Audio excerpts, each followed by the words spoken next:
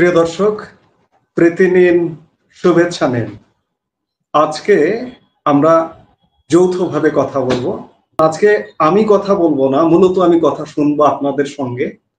এই মুহূর্তে আমাদের এই কথা বলবার জন্য উপস্থিত আছেন বাংলাদেশে আন্তর্জাতিক অপরাধ ট্রাইব্যুনালে মানবতাবিরোধী অপরাধের মামলায় সাবেক প্রধানমন্ত্রী শেখ হাসিনা সহ ৩ আসামির বিরুদ্ধে দায়ের করা মামলার রায় সোমবার ঘোষণা করা হবে। রাষ্ট্রপক্ষ চেয়েছে সর্বোচ্চ সাজা অর্থাৎ মৃত্যুদণ্ড দেওয়া হোক সাবেক প্রধানমন্ত্রী শেখ হাসিনাকে। ব্রিটিশ সাংবাদিক ডেভিড বার্গম্যান, যিনি দীর্ঘদিন ধরে বাংলাদেশের আন্তর্জাতিক অপরাধ ট্রাইব্যুনালের বিচার কাজ পর্যবেক্ষণ করছেন, তিনি নিজের ফেসবুক পোস্টে শেখ হাসিনা সহ ৩ আসামির বিরুদ্ধে এই মামলার বিচার প্রক্রিয়া নিয়ে ৩টি অসঙ্গতির কথা তুলে ধরেছেন। ডেভিড বার্গম্যান মনে করেন, যেহেতু মামলাটি বাংলাদেশের একজন সাবেক প্রধানমন্ত্রীর বিরুদ্ধে, তাই বিচার প্রক্রিয়ায় এই ত্রুটিগুলো অনেক বেশি আন্তর্জাতিক গোষ্ঠীগুলোর নজরে আসবে। তখন দেখা দিতে পারে নানা ধরনের প্রশ্ন। মজার ব্যাপার হলো, সম্প্রতি শেখ হাসিনা জাতিসংঘে আইনজীবীর মাধ্যমে যেসব নালিশ করেছেন, সেখানেও একই ধরনের অভিযোগ উঠে এসেছে। এদিকে শেখ হাসিনা এবং আওয়ামী লীগের অভিযোগ হলো ইউনূস প্রশাসনের লিখে দেয়া রায় দেওয়া হবে। তাই এই রায়ের প্রতিবাদে রোববারের পর সোমবারও বাংলাদেশে কমপ্লিট শাটডাউন পালনের ডাক দিয়েছে আওয়ামী লীগ। রোববার বেশ কিছু জায়গায় ককটেল বিস্ফোরণ ও বাসে অগ্নিসংযোগের ঘটনা ঘটেছে। আন্তর্জাতিক অপরাধ ট্রাইব্যুনাল ও আশপাশের এলাকায় পর্যাপ্ত সংখ্যক সেনা সদস্য মোতায়েন করে নিশ্চিদ্র নিরাপত্তা নিশ্চিত করতে সুপ্রিম কোর্ট প্রশাসন থেকে সেনা সদরে চিঠি দেওয়া হয়েছে। এসব কিছুকে ছাড়িয়ে নতুন করে বিতর্কের জন্ম দিয়েছে ঢাকা পুলিশ কমিশনারের একটি নির্দেশ। পুলিশ আইনের দোহাই দিয়ে যানবাহনে অগ্নিসংযোগ ও ককটেল নিক্ষেপ করতে এলে সরাসরি গুলির নির্দেশ দিয়েছেন ঢাকা মহানগর পুলিশ বা ডিএমপি কমিশনার শেখ মোহাম্মদ সাজ্জাদ আলী। 5 দিনের আগে চট্টগ্রাম মহানগর পুলিশের কমিশনার একই ধরনের নির্দেশনা দিলে সেটি নিয়ে মিশ্র প্রতিক্রিয়া তৈরি হয়। দর্শক, বাংলাদেশের পুলিশের বিরুদ্ধে বিচার বহির্ভূত হত্যাকাণ্ড এবং মানবাধিকার লঙ্ঘনের গুরুতর অভিযোগ আছে। প্রশ্ন উঠেছে, একাধিক মানবাধিকার কর্মী আছে অধ্যাপক ইউনূসের যে পরিষদে, সেই সরকার আমলে কি তাহলে পুলিশ আবারও ভয়ঙ্কর রূপে ফিরে যাচ্ছে? বিস্তারিত জানতে চলুন যাওয়া যাক বিশ্লেষণে।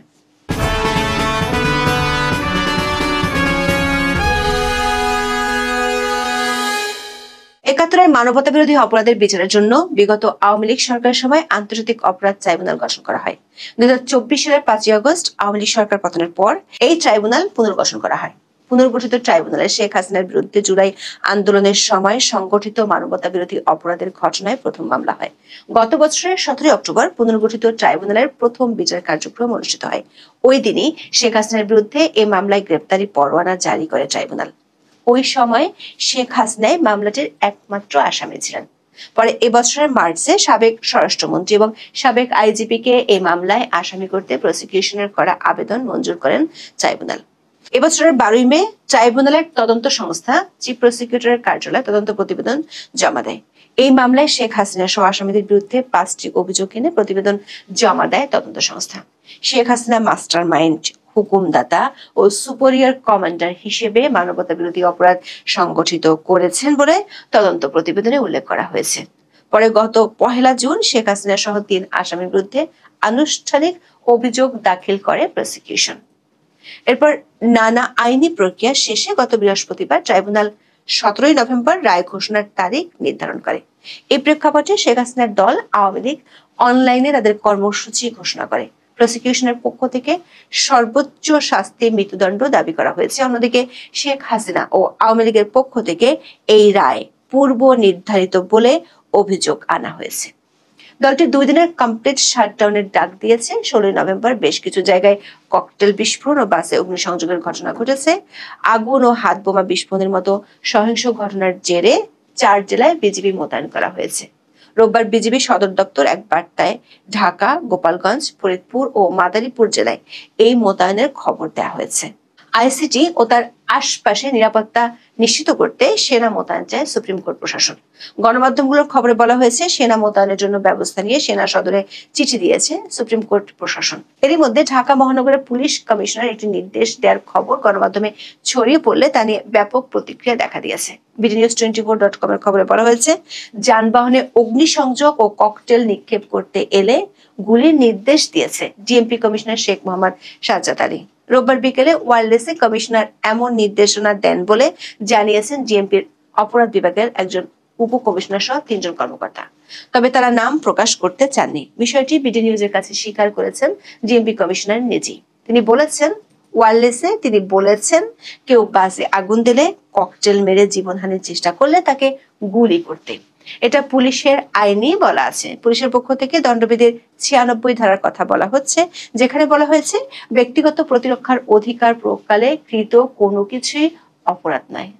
দর্শক, এই একই বক্তব্য জুলাই আন্দোলনের সময় গুলি চালানোর পক্ষে ডিফেন্স হিসেবে তখনকার সরকার ও পুলিশের পক্ষ থেকে তুলে ধরা হয়েছিল। গত সপ্তাহে চট্টগ্রামে কয়েকটি টার্গেট কিলিং এর পর দিশেহারা নগর পুলিশের কমিশনার হাসিব আজিজ অস্ত্রধারী সন্ত্রাসীদের গুলি করে হত্যার নির্দেশ দেন। গত 11 নভেম্বর দুপুরে বেতার বার্তার মাধ্যমে এই নির্দেশনা দেন সিএমপি কমিশনার। এর পরদিন সংবাদ বিজ্ঞপ্তি দিয়ে সিএমপি কমিশনারের এই সিদ্ধান্তে উদ্বেগ জানায় মানবাধিকার সংস্থা আইন ও সালিশ কেন্দ্র। সংস্থাটি বলেছে, দেশের সংবিধান যে কোনো নাগরিকের জীবনের অধিকার এবং আইনের আশ্রয় পাওয়ার নিশ্চয়তা দেয়। সন্দেহভাজন অপরাধীকেও আইনি প্রক্রিয়া ছাড়া হত্যা বা গুলি চালানোর নির্দেশ কোনোভাবেই গ্রহণযোগ্য নয়। এদিকে শেখ হাসিনার বিরুদ্ধে দায়ের হওয়া মামলাটির বিচার প্রক্রিয়া নিয়ে প্রশ্ন তুলেছেন অন্তর্বর্তী সরকারের সমর্থক হিসেবে পরিচিতরা। ব্রিটিশ সাংবাদিক ডেভিড বার্গম্যান বিগত আওয়ামী লীগ আমলে যুদ্ধাপরাধের অভিযোগে চলা মামলাগুলোর বিচার প্রক্রিয়ার কড়া সমালোচক ছিলেন। এমনকি তখন তাকে আদালত শাস্তিও দিয়েছিল। শেখ হাসিনার বিরুদ্ধে রায় ঘোষণার আগে ডেভিড বার্গম্যান নিজের ফেসবুক পোস্টে 3টি গুরুতর প্রশ্ন তুলেছেন। প্রথমটি হলো, শেখ হাসিনা ও সাবেক স্বরাষ্ট্রমন্ত্রীর অনুপস্থিতিতে বিচার নিয়ে তিনি প্রশ্ন তুলেছেন। তিনি বলেছেন, বহির্বিশ্বের কাছে অভিযুক্তদের অনুপস্থিতিতে বিচার করা একটি বিতর্কিত বিষয়। তিনি দাবি করেছেন, বর্তমানে কোনো আন্তর্জাতিক অপরাধ ট্রাইব্যুনাল এ ধরনের বিচারের অনুমতি দেয় না। তিনি লিখেছেন, এই বিষয়টি সরকার ঊর্ধ্বতনরা জানেন। এমনকি বেশ কয়েকজন ব্যক্তি সরকারকে পরামর্শ দিয়েছিলেন যে হয় মামলাটি হেগের আইসিসিতে পাঠানো হোক, কিংবা যদি অনুপস্থিতিতে বিচার করা হয় তাহলে অভিযুক্তদের বিশ্বাসযোগ্য ডিফেন্স নিশ্চিত করার জন্য অনুপস্থিতিতে বিচারের ক্ষেত্রে আইনের বিধানগুলো সংশোধন করা উচিত। ডেভিড বার্গম্যান বলেছেন, অন্তর্বর্তী সরকার আইসিটি আইনের অনেক সংশোধন করলেও অভিযুক্তদের অনুপস্থিতিতে বিচারের বিধানগুলো স্পর্শই করেনি। দর্শক, সাবেক প্রধানমন্ত্রী ও সাবেক স্বরাষ্ট্রমন্ত্রীর অনুপস্থিতিতে আদালত তাদের পক্ষে শুনানির জন্য আইনজীবী নিয়োগ দিয়েছেন। এই আইনজীবী নিয়োগ ও আইনজীবীর কর্মকাণ্ড নিয়ে ডেভিড বার্গম্যান গুরুতর 2টি অভিযোগ বা ত্রুটির কথা তুলে ধরেছেন নিজের পোস্টে। বিষয়টি নিয়ে তিনি গত 3রা আগস্ট লিখেছেন। তিনি বলেছেন, ট্রাইব্যুনাল শেখ হাসিনার পক্ষে যে আইনজীবী নিয়োগ দিয়েছেন তিনি কেবল সাবেক প্রধানমন্ত্রী নন, তার সঙ্গে অভিযুক্ত সাবেক স্বরাষ্ট্রমন্ত্রী আসাদুজ্জামান খান কামালেরও আইনজীবী। আসাদুজ্জামান খান পলাতক। এটি বড় ধরনের সম্ভাব্য স্বার্থের সংঘাতের সমস্যা তৈরি করে, যা তাদের প্রত্যেকের যথাযথ আইনি সুরক্ষা প্রাপ্তিতে বাধা। কারণ বিচারে এই 2 অভিযুক্ত ব্যক্তির স্পষ্টতই একেবারে ভিন্ন স্বার্থ থাকতে পারে। যেমন ধরুন, স্বরাষ্ট্রমন্ত্রী কিছু নির্দিষ্ট কাজের জন্য প্রধানমন্ত্রীর উপর দায় চাপাতে পারেন, অথবা এর উল্টোটাও হতে পারে। ডেভিড বার্গম্যান বলেছেন, প্রত্যেক পলাতক আসামির পক্ষে অবশ্যই আলাদা একজন আইনজীবী থাকা উচিত। তার চেয়েও গুরুতর অভিযোগ হলো, আদালত নিযুক্ত এই আইনজীবী একজন অভিজ্ঞ ফৌজদারি আইনজীবী, কিন্তু আন্তর্জাতিক ফৌজদারি আইনে মামলা লড়ার মতো তার কোনো অভিজ্ঞতা নাই। তৃতীয় অভিযোগটি হলো, বিচার শুরু হওয়ার মাত্র 5 সপ্তাহ আগে ডিফেন্স লয়াররা প্রসিকিউশনের সাক্ষ্যের পুরো অংশ পেয়েছিলেন। ডেভিড বার্গম্যানের বিষয় হলো, শেখ হাসিনার পক্ষে রাষ্ট্র যে আইনজীবী নিয়োগ করেছে তিনি নিজের প্রস্তুতির জন্য অতিরিক্ত কোনো সময় চাননি। বিচারের প্রথম দিনে যখন তাকে জিজ্ঞাসা করা হয়েছিল যে তিনি কেন মুলতবি চাননি, তখন তিনি উত্তর দিয়েছিলেন যে তিনি প্রয়োজনে এটি করবেন। ডেভিড বার্গম্যানের যুক্তি হলো, যে কোনো যোগ্য আইনজীবী এমন পরিস্থিতিতে শুনানি মুলতবি করার জন্য কঠোর চাপ দিতে পারতেন। তাই এটি অবিশ্বাস্য লাগছে এই ব্রিটিশ সাংবাদিকের কাছে যে কোনো আইনজীবী, বিশেষত যে মামলায় ক্লায়েন্টদের সাথে যোগাযোগ করতে পারছেন না, সেখানে মানবতাবিরোধী অপরাধের 5টি অভিযোগের সাথে জড়িত এত অল্প সময়ের মধ্যে 2জন ব্যক্তির পক্ষে পর্যাপ্তভাবে ডিফেন্স আর্গুমেন্ট তৈরি করতে পারেন। এমনকি এই আইনজীবী আসামি পক্ষের একজন সাক্ষীও আদালতে হাজির করেননি। ডেভিড বার্গম্যানের আশঙ্কা এই ত্রুটিগুলো আন্তর্জাতিক ক্ষেত্রে এই বিচার প্রক্রিয়ার স্বচ্ছতা নিয়ে প্রশ্ন তুলতে পারে। দর্শক, শেখ হাসিনার পক্ষে আন্তর্জাতিক অপরাধ ট্রাইব্যুনালে মামলা লড়তে আবেদন করেছিলেন সুপ্রিম কোর্টের প্রবীণ আইনজীবী জেরাই খান পান্না। তবে আদালত তা খারিজ করে দিয়েছিল। আন্তর্জাতিক অভিজ্ঞ আইনজীবী নিয়োগের চেষ্টাও হয়েছে, সেটিও সফল হয়নি। আওয়ামী লীগের পক্ষ থেকে জাতিসংঘের কাছে এই বিচার নিয়ে যে অভিযোগ করা হয়েছে সেটি হলো শেখ হাসিনাকে নিজের পছন্দ মতো আইনজীবী নিয়োগের সুযোগ দেওয়া হয়নি। দলটির দাবি, ট্রাইব্যুনাল বা রাষ্ট্র নিজেদের পছন্দ মতো বিবাদী পক্ষের আইনজীবী নিয়োগ করেছে। এসব আইনজীবী নিয়োগে আসামি শেখ হাসিনার সম্মতি নেওয়া হয়নি। এটি একটি বৈশ্বিক নীতির লঙ্ঘন। যে কোনো অভিযুক্ত ব্যক্তির নিজের আইনজীবী বেছে নেওয়ার অধিকার রয়েছে। জাতিসংঘের দায়ের করা নালিশে বলা হয়েছে, মামলাটি পরিচালিত হচ্ছে অস্বাভাবিক দ্রুততায় এবং প্রস্তুতির জন্য আসামি পক্ষকে যথেষ্ট সময় দেওয়া হয়নি। জেরা ও প্রতিরক্ষার সুযোগ সীমিত করা হয়েছে। বিবাদী পক্ষের আবেদনগুলো দ্রুততার সঙ্গে খারিজ করা হয়েছে। আওয়ামী লীগের দাবি কিংবা আইসিটির পর্যবেক্ষকদের যতই মত থাকুক না কেন, সোমবার আদালত রায় ঘোষণা করবে। এখন দেখার বিষয় সেই রায় কি হয় এবং আওয়ামী লীগ সেই রায়ের প্রেক্ষিতে কি প্রতিক্রিয়া দেখায়। চট্টগ্রাম বন্দরের লালদিয়া কন্টেইনার টার্মিনাল নির্মাণ এবং 30 বছরের জন্য পরিচালনার দায়িত্ব পাচ্ছে ডেনমার্কের প্রতিষ্ঠান এপিএম টার্মিনালস। এ ব্যাপারে আনুষ্ঠানিক চুক্তি হচ্ছে 17 নভেম্বর।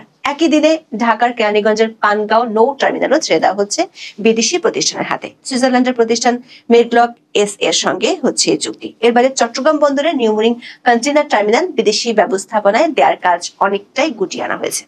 সরকার পক্ষ থেকে দাবি করা হচ্ছে, বন্দরগুলো বিদেশি ব্যবস্থাপনায় গেলে বিপুল আর্থিক উন্নয়ন ঘটবে দেশের। অন্তর্বর্তী সরকার ক্ষমতায় আসার পর থেকে এ ব্যাপারে শোনা যাচ্ছে কথার ফুলঝুরি। তবে কোন প্রক্রিয়ায়, কিভাবে, কি কি শর্তে দেশের অর্থনীতির লাইফলাইন হিসেবে পরিচিত বন্দরগুলো বিদেশিদের হাতে ছেড়ে দেওয়া হচ্ছে তার কিছুই পরিষ্কার নয়। এমনকি লালদিয়া হস্তান্তরের চুক্তির দুদিন আগেও নৌ উপদেষ্টা কিছু জানাতে রাজি হননি। তার দাবি, চুক্তি হওয়ার পর সবার কাছে সবকিছু পরিষ্কার হবে। প্রশ্ন হলো, আগের সরকারের সময় বিদেশের চুক্তিতে অস্বচ্ছতার অভিযোগ তোলা অন্তর্বর্তী সরকার কেন প্রতিটি ক্ষেত্রেই ঢাক গুড়গুড় আচরণ করছে? ক্ষমতা আসার পর থেকে তারা কেন বন্দর নিয়ে এতটা মরিয়া? 1 বছর ধরে বন্দর ব্যবহারকারীদের তীব্র আপত্তির মুখেও কেন অবিচল অন্তর্বর্তী সরকার? বিস্তারিত জানতে চলুন যাওয়া যাক বিশ্লেষণে।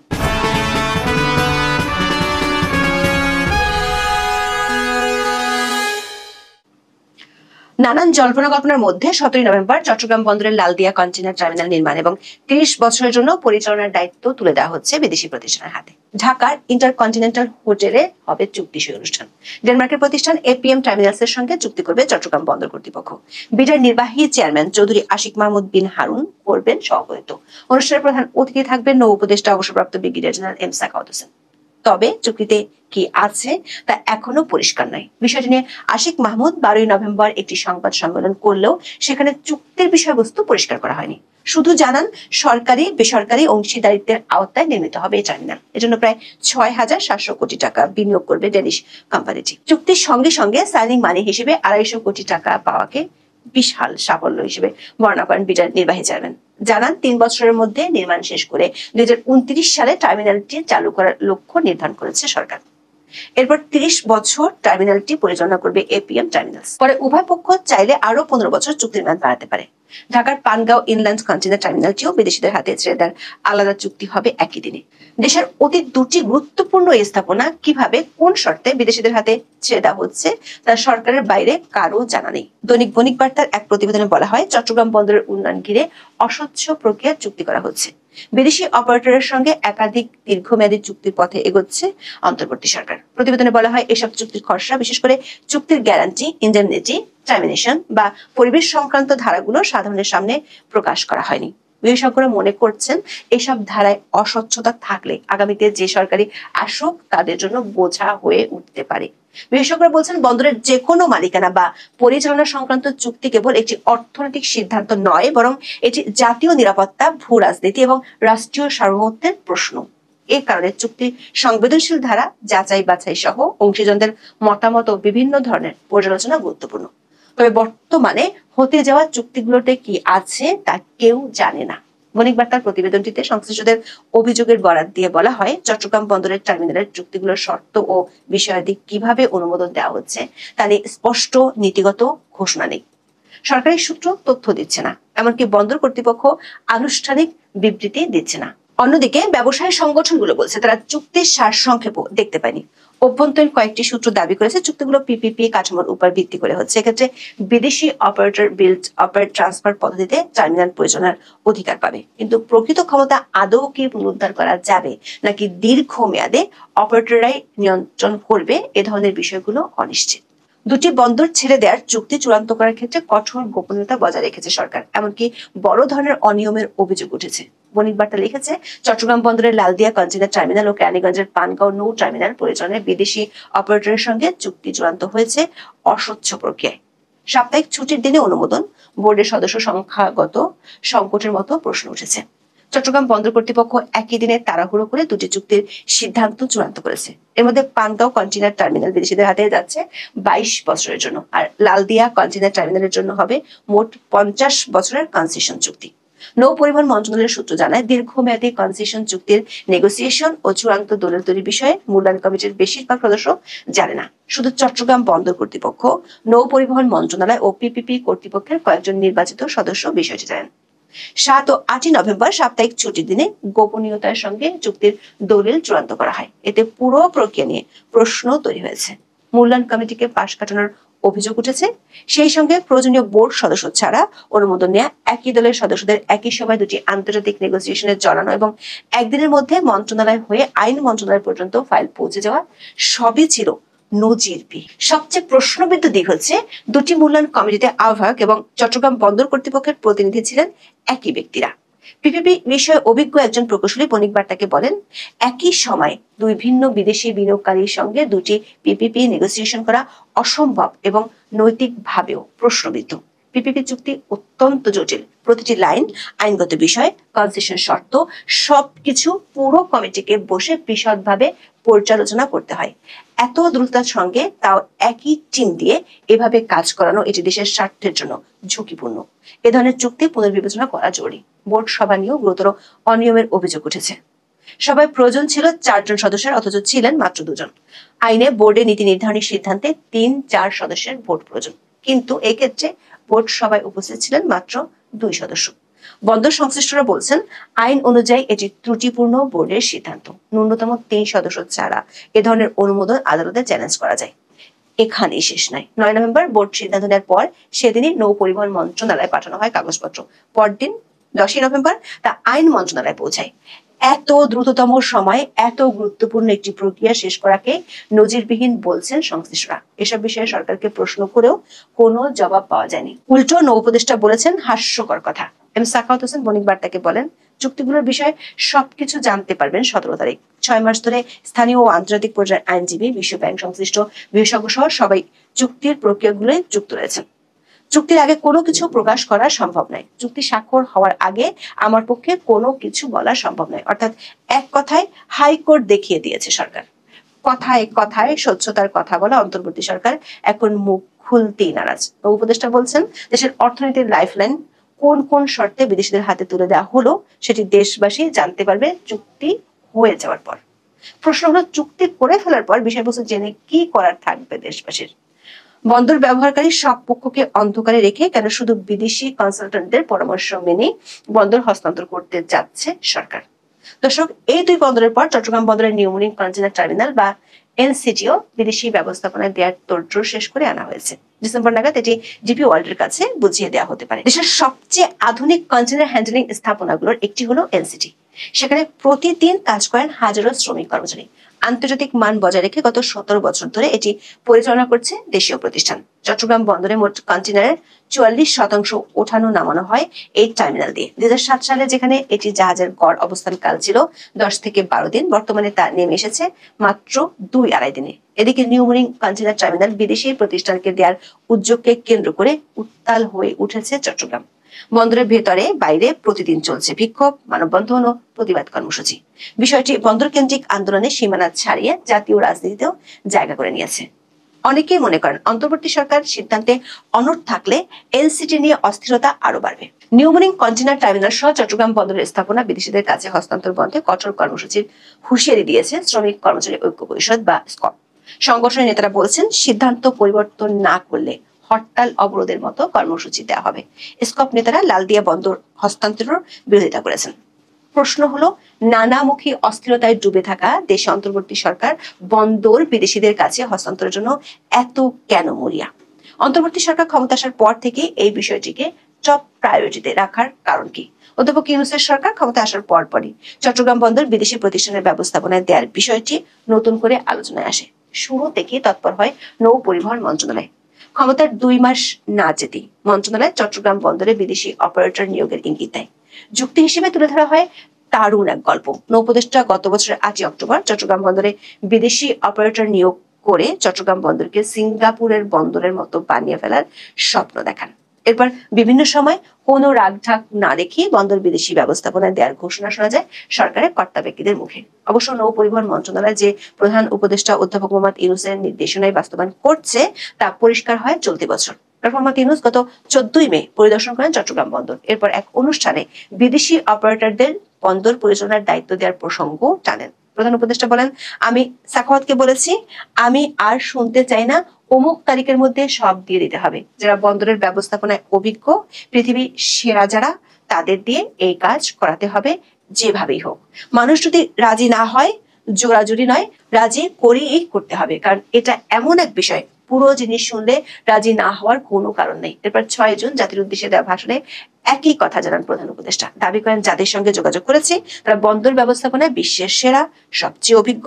তারা ইউরোপ, কানাডা, অস্ট্রেলিয়া, চীন, দক্ষিণ কোরিয়া, ভারত, পাকিস্তান, তুরস্ক, মধ্যপ্রাচ্য, আফ্রিকা সহ বিশ্বজুড়ে বন্দর পরিচালনা করে। তাদের কাজ বন্দর ব্যবস্থাপনা করা। আমাদের লক্ষ্য হলো বন্দর ব্যবস্থাপনার কাজ যত তাড়াতাড়ি সম্ভব তাদের কাছ থেকে শিখে নেওয়া। সবশেষ 17 অক্টোবর জুলাই জাতীয় সনদ সই অনুষ্ঠানে বক্তব্যের সময় অনেকটা অপ্রাসঙ্গিকভাবে বন্দর বিদেশিদের কাছে তুলে দেওয়ার প্রসঙ্গ তোলেন প্রধান উপদেষ্টা।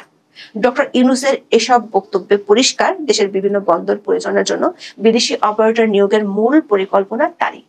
আর সেই পরিকল্পনা বাস্তবায়নের চেষ্টা চলছে 15 মাস ধরে। আর 2টি বন্দর হস্তান্তরের চুক্তির মাধ্যমে 17 নভেম্বর খুলছে পরিকল্পনা বাস্তবায়নের দ্বার। প্রশ্ন হলো, অন্তর্বর্তী সরকার অন্যতম একটি এজেন্ডার বাস্তবায়ন ঘটতে যাচ্ছে, তবে তা থেকে দেশ কি পেল সে ব্যাপারে পরিষ্কার হওয়া যাবে কতদিনে? নাকি আমেরিকার সাথে করা বাণিজ্য শুল্ক চুক্তির মতোই অজানা থেকে যাবে কিভাবে বন্দরগুলো বিদেশিদের হাতে চলে গেল?